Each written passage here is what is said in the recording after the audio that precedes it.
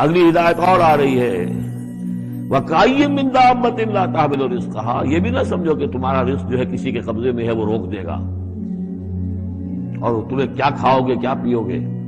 وَكَأَيٍّ مِّن دَابَّةٍ، تم دیکھتے نہیں کتنے حیوانات ہیں زمین میں، لَا تَحْمِلُ رِزْقَهَا، کیا وہ اپنا رزق اٹھائے پھرتے ہیں؟ بڑا پیارے الفاظ ہیں انجیل میں، متی کی انجیل میں حضرت مسیح علیہ السلام کا جو پہاڑی کا واعظ ہے اس میں انہوں نے اپنے شاگردوں سے خطاب کر کے کہا، کیوں فکر کرتے ہو کہ کیا کھاؤ گے کیا پیو گے؟ جنگل کی چڑیوں کو نہیں دیکھتے؟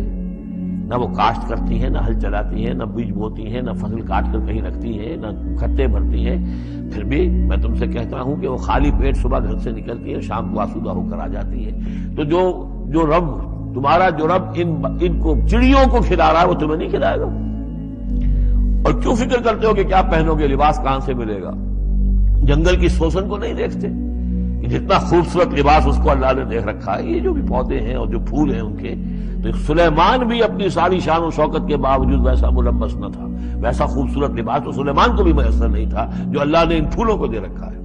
تو غور کرو، جو وہ زمین کی اس گھاس پھوس کو، ان پودوں کو اس قدر حسین لباس دے رہا ہے، عمدہ لباس دے رہا ہے، جو ابھی ہیں اور کل نہیں ہوں گے، یا یہ کہ کاٹ کر اور وہ چولہوں میں جلا دی جائے گی گھاس، تو کیا وہ تمہیں نہیں پہنائے گا؟ لیکن تم یقین نہیں کرتے۔ توکل اور ایمان، یہ دونوں چیزیں ساتھ ساتھ جائیں گی۔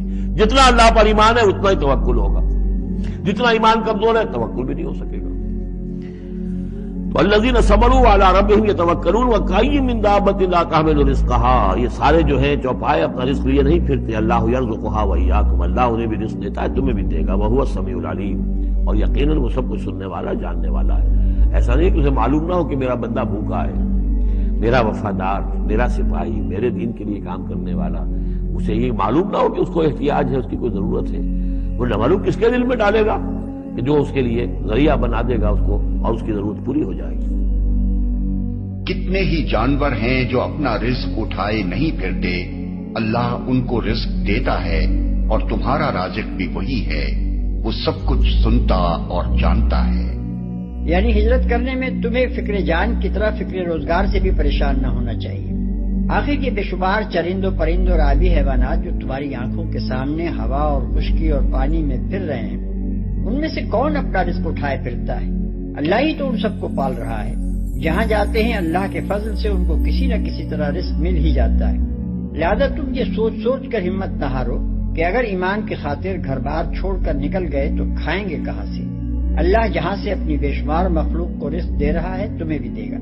ٹھیک یہی بات ہے جو سیدنا مسیح علیہ السلام نے اپنے حواریوں سے فرمائی تھی۔ انہوں نے فرمایا، کوئی آدمی دو مالکوں کی خدمت نہیں کر سکتا، کیونکہ یا تو ایک سے عداوت رکھے گا اور دوسرے سے محبت، یا ایک سے ملا رہے گا اور دوسرے کو ناچیز جانے گا۔ تم خدا اور دولت دونوں کی خدمت نہیں کر سکتے۔ اس لیے میں کہتا ہوں کہ اپنے جان کی فکر نہ کرنا کہ ہم کیا کھائیں گے یا کیا پیئیں گے، اور نہ اپنے بدن کی کہ کیا پہنیں گے۔ کیا جان خوراک سے اور بدن پوشاک سے بڑھ کر نہیں؟ ہوا کے پرندوں کو دیکھو کہ نہ بوتے ہیں، نہ کاٹتے ہیں، نہ کوٹھیوں میں جمع کرتے ہیں، پھر بھی تمہارا آسمانی باپ ان کو کھلاتا ہے۔ کیا تم ان سے زیادہ قدر نہیں رکھتے؟ تم میں سے ایسا کون ہے جو فکر کر کے اپنی عمر میں ایک گھڑی بھی بڑھا سکے؟ اور پوشاک کے لیے کیوں فکر کرتے ہو؟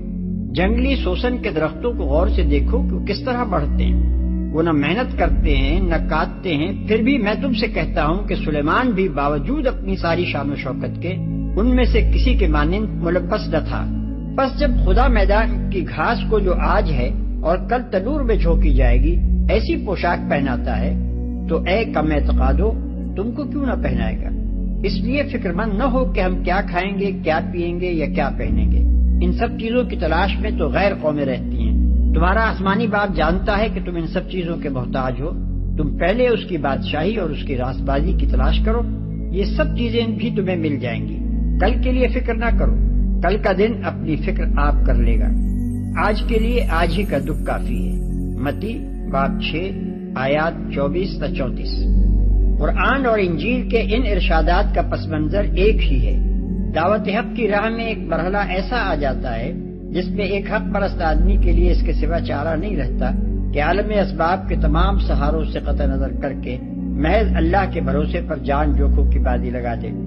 ان حالات میں وہ لوگ کچھ نہیں کر سکتے جو حساب لگا لگا کر مستقبل کے امکانات کا جائزہ لیتے ہیں اور قدم اٹھانے سے پہلے جان کے تحفظ اور رزق کے حصول کی ضمانتیں تلاش کرتے ہیں۔ در حقیقت اس طرح کے حالات بدلتے ہی ان لوگوں کی طاقت سے ہیں جو سر ہتھیلی پر لے کر اٹھ کھڑے ہوں اور ہر خطرے کو انگیز کرنے کے لیے بے دھڑک تیار ہو جائیں۔ انہی کی قربانیاں آخر کار وہ وقت لاتی ہیں جب اللہ کا کلمہ بلند ہوتا ہے اور اس کے مقابلے میں سارے کلمے پست ہو کر رہ جاتے ہیں۔